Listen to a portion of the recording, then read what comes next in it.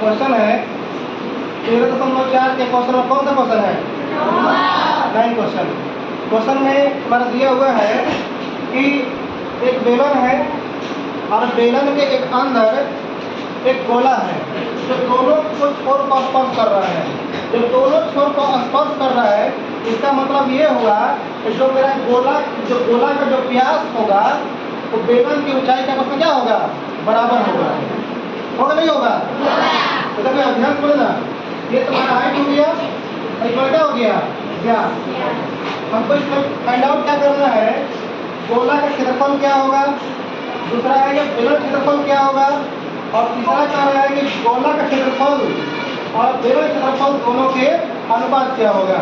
और सिंपल है, कुछ नहीं करेंगे क्योंकि हम जानते हैं कि फॉर्मूला होता है गोला के क्षेत्रफल के लिए। फॉर्मूला क्या कहता है? 4 पाई लिखेंगे 4 पाई r।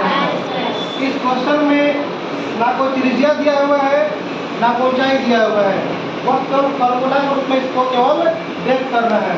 यानी आपका आंसर हो गया गोला की क्षेत्रफल क्या हो गया? 4 पाई r।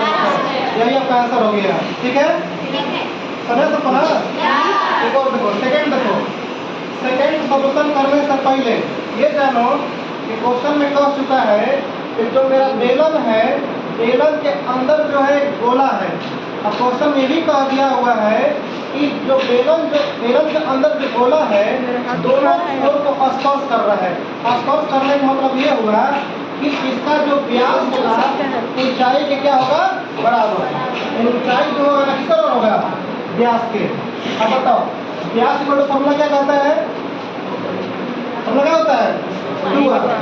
डी स्क्वायर क्या होता है? 2r। आप देखो मेरा सेकंड है बेलन के क्षेत्रफल, फॉर्मूला क्या होता है? 2 पाई r। तो 2 पाई r मतलब h का मान कितना गया है? 2r।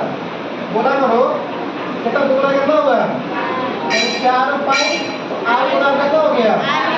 यानी मेरा सेकंड आंसर हो गया 4 पाई r स्क्वायर। अब मेरा थर्ड क्वेश्चन में कि गोला के क्षेत्रफल और पता निकालना है बेलन के क्षेत्रफल। ध्यान समझो, गोला के क्षेत्रफल कितना आया है?